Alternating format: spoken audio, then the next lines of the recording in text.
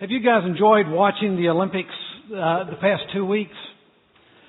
You know, I thoroughly enjoyed watching Michael Phelps win his 23rd gold medal. You know, it's one thing to win gold. It's quite another to set a world's record. Do you know, did I say Michael Jordan? I said Phelps, okay. Well, did you discuss this among yourselves.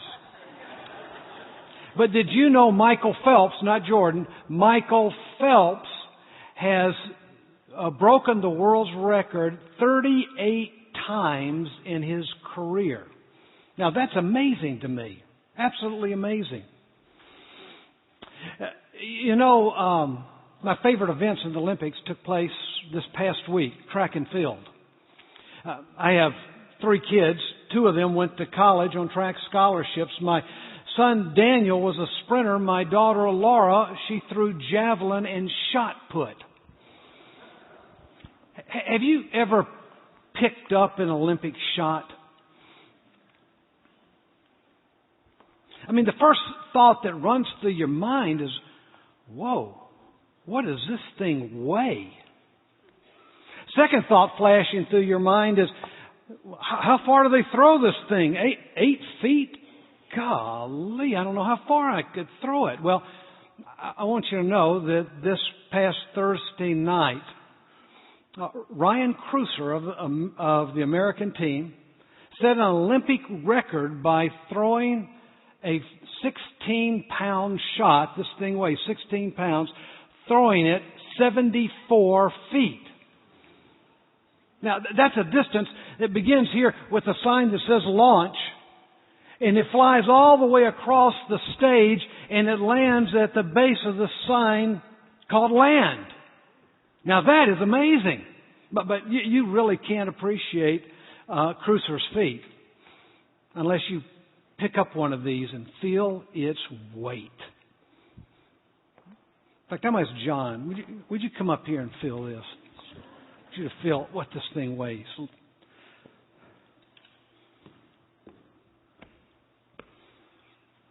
How far do you think you could throw it? 12 feet, 15 feet. 15? Maybe. Yeah. 10 feet. I tried it yesterday. I threw it 10 feet. All right. And then I dislocated my shoulder. Yeah. You know, there are really only 2 people in this room that can appreciate what Crouser did in the Olympics. That's John and me. Now, why is that? It's because we're the only 2 that have picked up this shot. Right. Thanks. Sure. Did you know that the major focus of the book of Ezekiel is on the weight of God? I mean, the question I have is, how do you weigh something that's invisible? I mean, by what measure do you weigh the weight of God?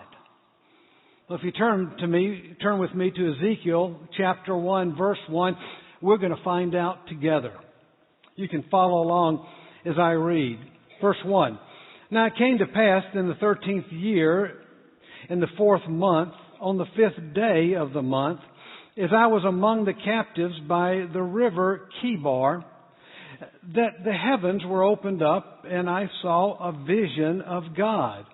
On the 5th day of the month, which was in the 5th year of King Jehoiachin's captivity, the word of the Lord came expressly to Ezekiel, the priest, the son of Buzi, in the land of the Chaldeans by the river Chebar, and the hand of the Lord was upon him there.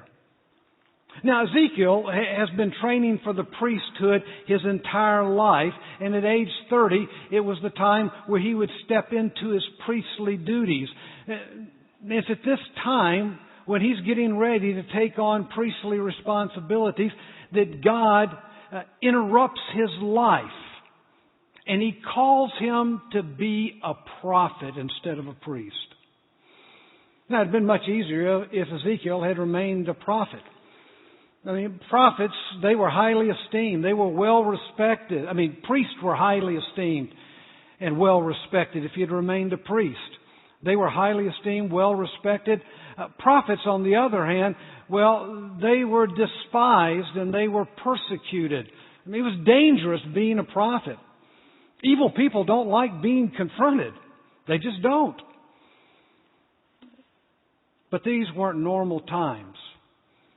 You see, at this time when Ezekiel lived, when he was just 18, the armies of Babylon swept in from the north, and they took Daniel, you remember him, he wrote the book Daniel, and a number of noble officials captive, and took them back to the capital city where they served as helpers in Nebuchadnezzar's court.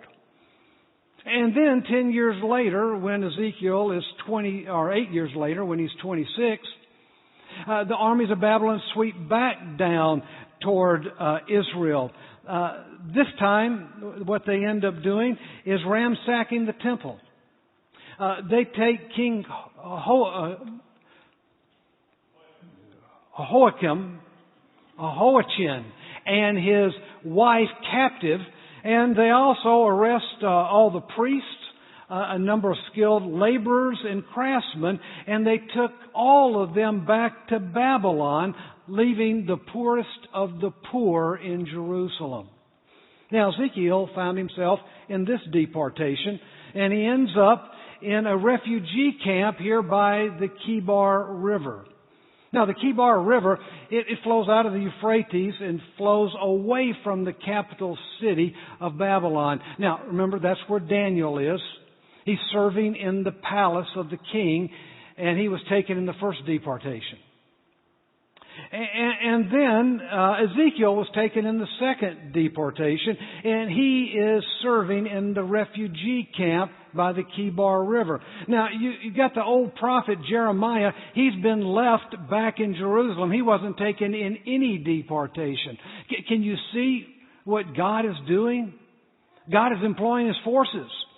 He's got Jeremiah back with the people in Jerusalem. He's got Daniel in the king's palace, and he's got Ezekiel here in the refugee camp.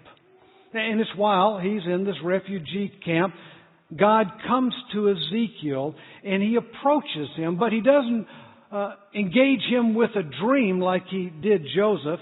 He doesn't approach him in a burning bush like he did Moses. What you discover is he comes to Ezekiel in a vision. It's a vision of God. And let me tell you, what he sees is spectacular. Let's dig in. Verse 4. And then I looked, and behold, a whirlwind was coming out of the north, a great cloud with raging fire engulfing itself, and brightness was all around it, and radiating out of its midst like the color of amber out of the midst of the fire. Now, on this particular day, Ezekiel was praying down by the Kibar River, and God approaches him in a vision. And this vision is so unusual, so outrageous, that you'll discover Ezekiel has trouble communicating it. In fact, you'll see him repeat words like it's resembling, or it looks like, or it's an appearance of, again and again and again. And commentators, they've gotten bogged down trying to explain the details of Ezekiel's visions. Artists have been frustrated trying to capture what he saw on canvas. And I want you to know, anything I say will be totally inadequate to describe what Ezekiel actually experienced there in the refugee camp. But probably the best way to engage is to realize that what Ezekiel saw was not really a picture of God as much as it was an experience with the glory of God.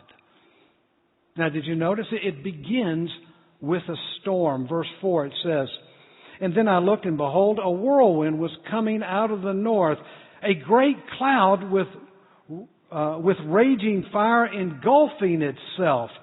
It's as if the heavens open up, and a cloud is blown toward Ezekiel. It's carried along by a north wind, and there's lightning flashing in it in all directions.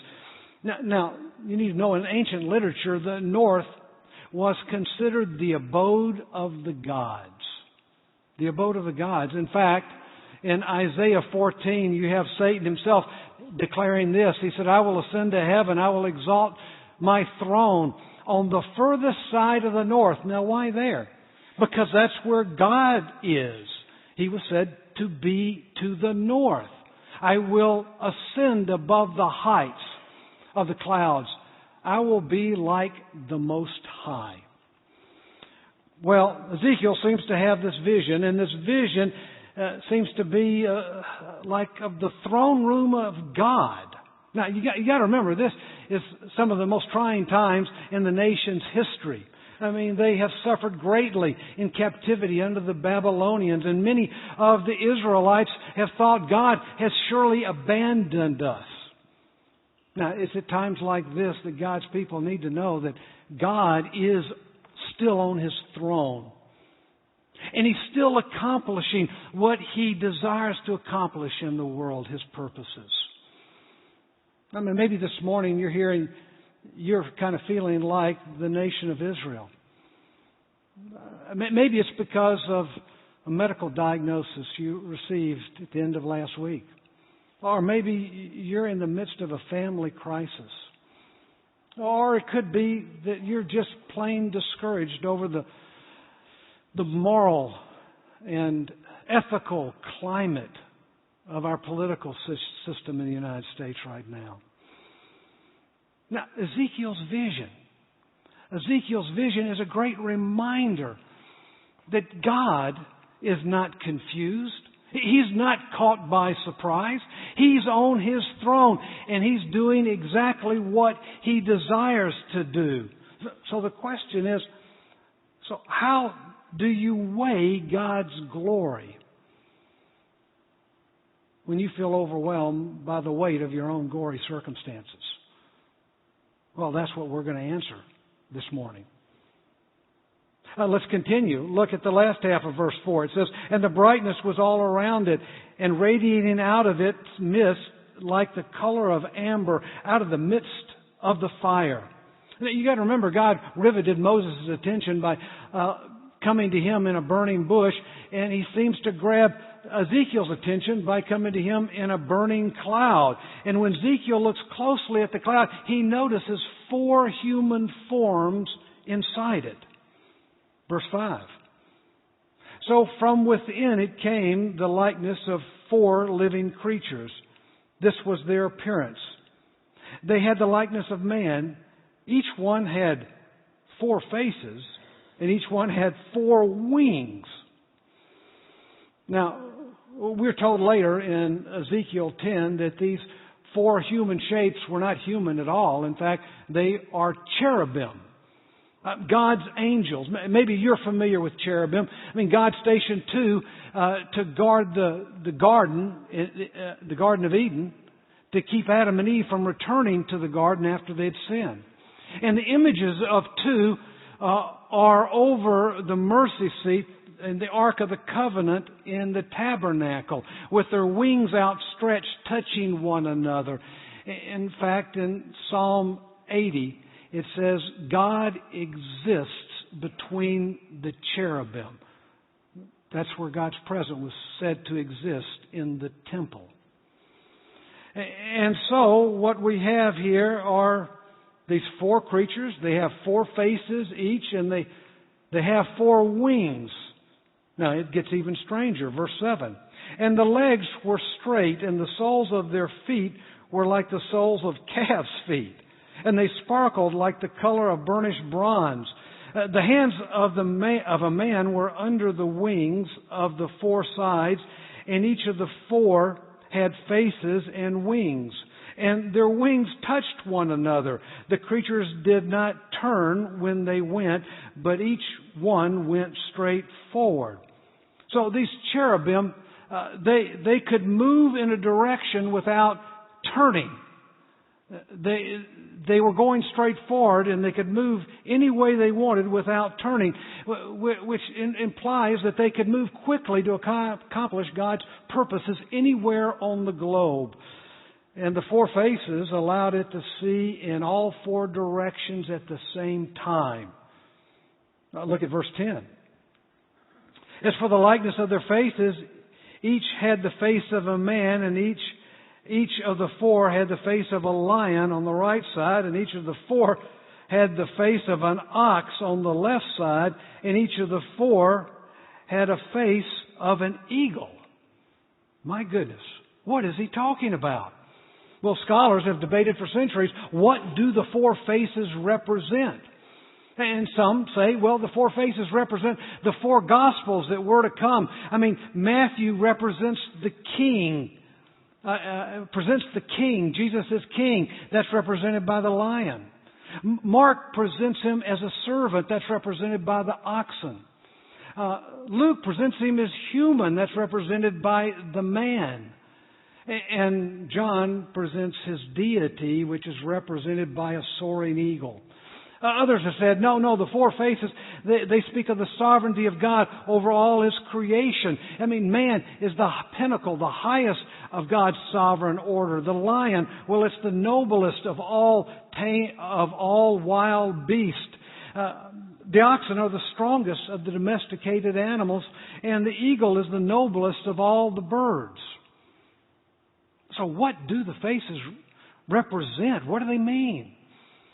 Well, we don't know. But there may be a hint. There may be a hint to their meaning found in Genesis chapter 9. Now, it's in chapter 9 that God makes a promise to mankind that He would never flood the earth again. And He gives a rainbow as kind of the signature of that promise. And as He reiterates the details of that promise, you find God mentioning not just a promise to man, but to the birds. That could be represented by the eagle, the cattle by the oxen, the wild beast, that's the lion.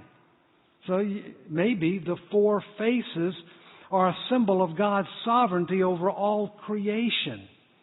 In fact, that is a theme throughout the entire book of Ezekiel. And that theme is God is in charge. Notice in verse 11 what it says.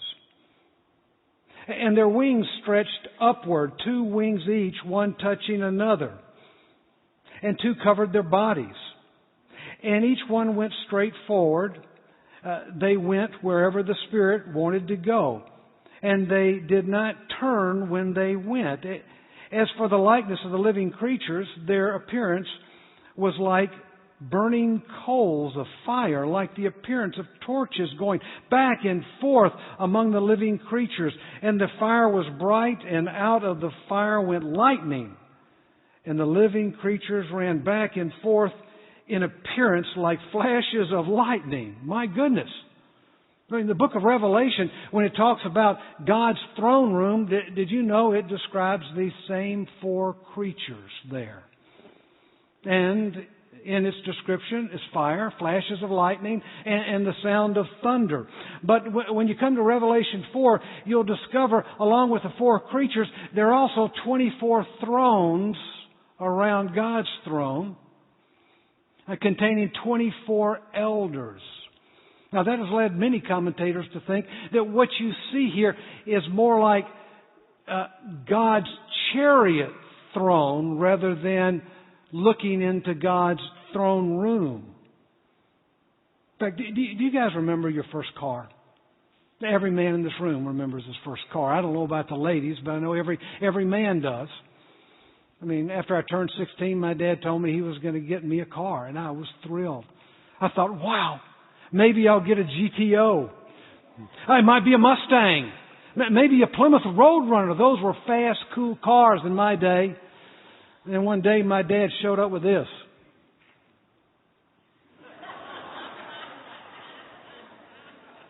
"1961 American Motors Rambler." He struck a deal with a man that was putting his mom in the nursing home and wanted to sell her really cool car. Well, it wasn't what I had in mind. No. But I promise you, God's car, His chariot, looks nothing like my Rambler. Look at verse 15.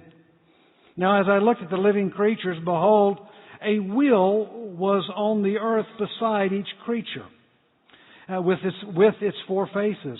And the appearance of the wheels and their workings were like the color of beryl, and all four wheels had the same likeness.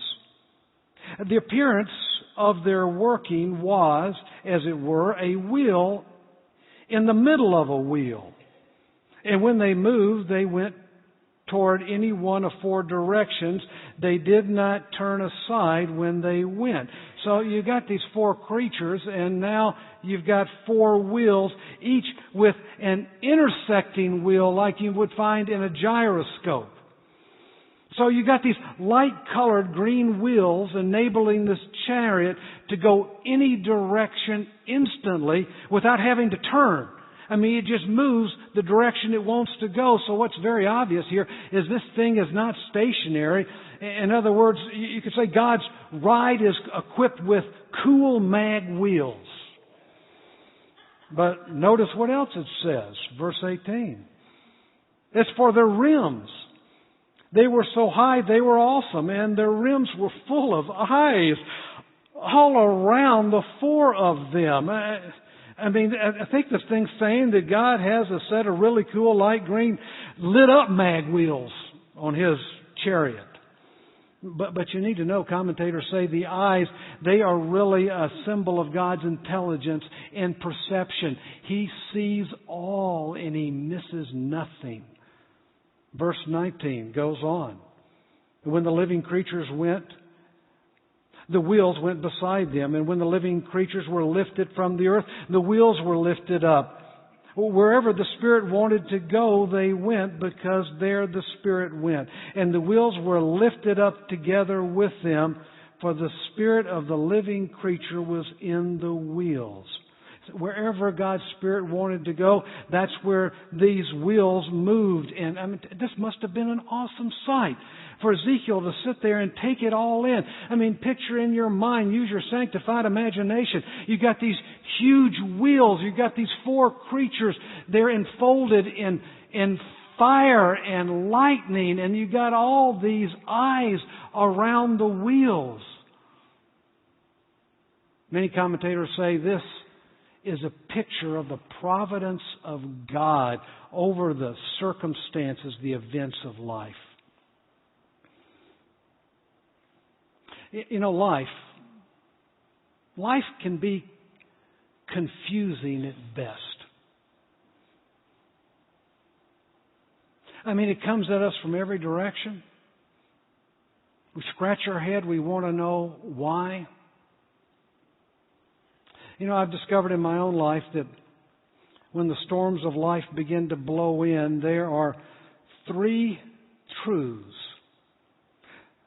Three truths about the providence of God that I've got to remember that allow me to stay firm, weighed down, my feet firmly set and stable.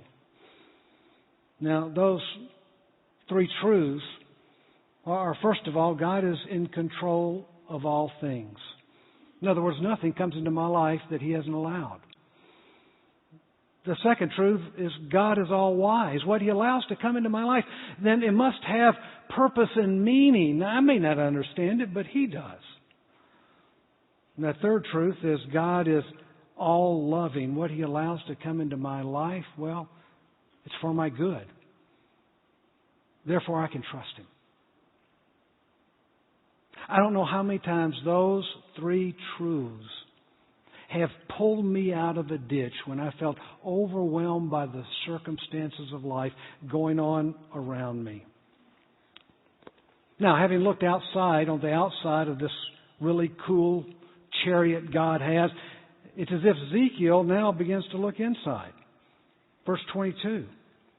He says, "In the likeness of the firmament above the heads of the living creatures was like the color of awesome crystal stretched out over their heads. And under the firmament their wings spread out, straight out toward one another. Each one had two wings covering one side, and each had two wings which covered the other side of their body." So Ezekiel looks at this chariot. It's almost as if he's looking at the bottom and he's looking up and he can see through it. And what he sees is the headliner, the dome, the ceiling of this chariot, and he calls it the firmament.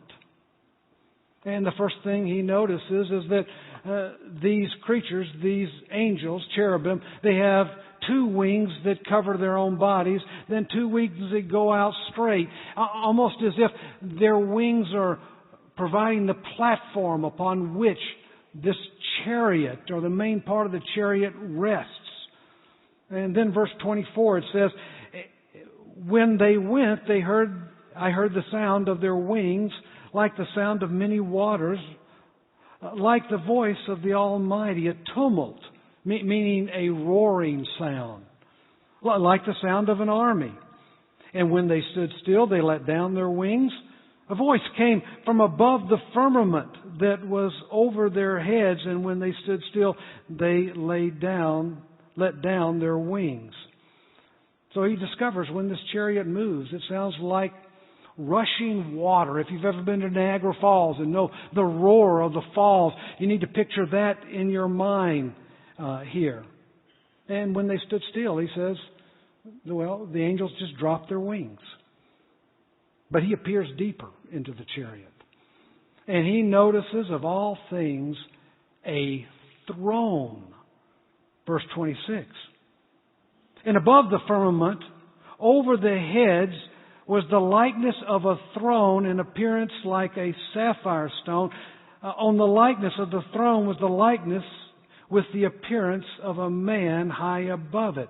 So Ezekiel sees the likeness of a throne and is blue like a sapphire, flashing with light or with fire or lightning or something. Now, commentators have suggested that the wheels we've talked about on the chariot, they speak of God's omnipresence, that He's everywhere. And then with the eyes along the rims of those wheels, they speak of God's omniscience, that He knows and sees all. But the throne. This throne speaks of the omnipotent authority God has over all His creation. Now you'll notice as he looks further above the throne, there is the appearance of a man. Who is this man? Well, you'll discover Ezekiel seems to think he's seeing the image of Yahweh, Israel's God. Now, from where we sit in the New Testament, we can look back and see that this is probably an image of the pre-incarnate Christ. So let's keep reading. Also from appearance of his waist and upward I saw, as it were, the color of amber, with the appearance of fire all around within it. And from the appearance of his waist and down, I saw, as it were, the appearance of fire with brightness all around it. Like the appearance of a rainbow in the clouds on a rainy day, so was the appearance of the brightness all around it. And this was the appearance of the likeness of the glory of the Lord. So above this throne there is something that like a rainbow above it. Now, Noah saw a rainbow after the storm. Here, Ezekiel sees a rainbow above the storm, implying that God is even in control of the storms of life. And then notice, this was the appearance of the likeness of the glory of God. Now, when you think of the word glory, what do you think of? Light, brightness. You tend to think of brilliance, maybe so brilliant and so bright you can't look at it. But did you know the word glory in the Hebrew text here means heavy? It means weight. Now John got a feel for the meaning of glory when he came over here and he picked up this weight. This shot. And then he considered that Krauser threw this thing 74 feet. You see, glory has a weightiness, a heaviness to it. When you see something glorious, I mean, it results in you feeling amazement. I mean, glory. Well, that kind of inspires admiration. But at the same time, it'll provoke humility. You pick up this shot and you feel the weight, and you consider the distance between each of these signs. And the thought that runs through your mind is, my goodness, who could do that? I could never do that. Well, that's the humility that it provokes. Now, God's glory, well, it's more than His accomplishments. But probably one of the best ways to look and describe God's glory is to say it's the visible demonstration of His attributes, His character, and His perfections. You could say God's glory is the weight of His composite nature. It's the sum total of all that makes Him who He is. Another way of putting it is God is the complete package. And in a mere glimpse, just a glimpse at what He does, well, it inspires admiration, and at the same time, it provokes glory. Now, the difference between God's glory and Krauser's glory is that God's glory is an intrinsic glory. In other words, God's glorious by nature. It's not based upon what He does. It's based upon who He is. Krauser's glory, well, that's an ascribed glory. It's not innate to Him. It's based upon what He does. He wins the Olympic gold. And the other thing about God's glory is that it exists whether we are aware of it or not. I mean, it's intrinsic to God's nature. He has glory by virtue of who He is, not what He does or what others say about Him. By the way, the biggest boost to your self-esteem will come from knowing God's opinion about you. You see, when you know what God thinks about you, it really doesn't matter what other people think. By the way, did you know you are not who you think you are?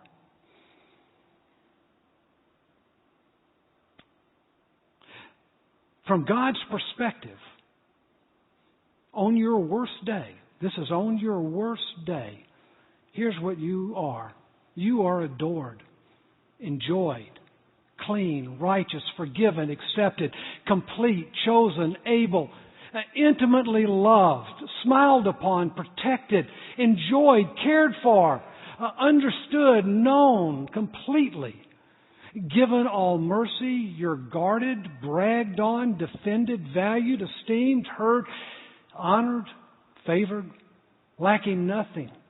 You are nurtured, secure, believed, given all grace, pure, shining, precious, cried over, never frowned at, never mocked, never punished, given complete access, and loved beyond your imagination.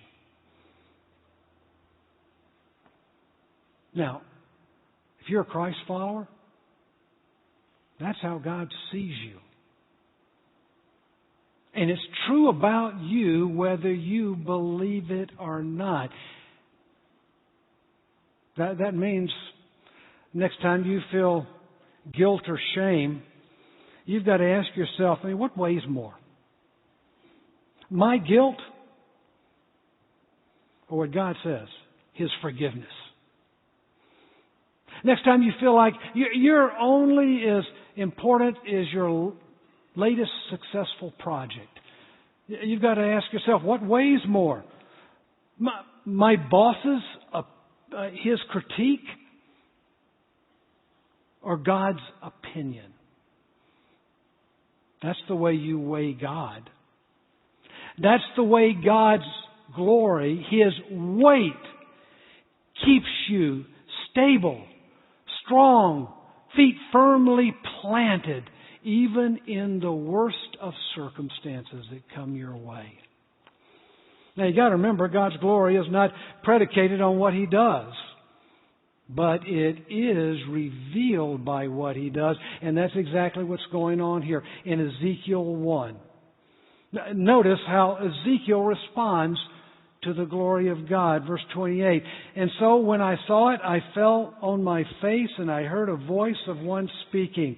As Ezekiel begins to comprehend that in the midst of all this suffering and tragedy going on all around him, that God's glory is still intact. He's still on His throne. He becomes weak-kneed. He falls to his face in awe and respect of God. You see, when we realize God's glory, His weight, that He's always working, He's intimately involved, He's never wrong and He's never late. Our natural response will be to worship.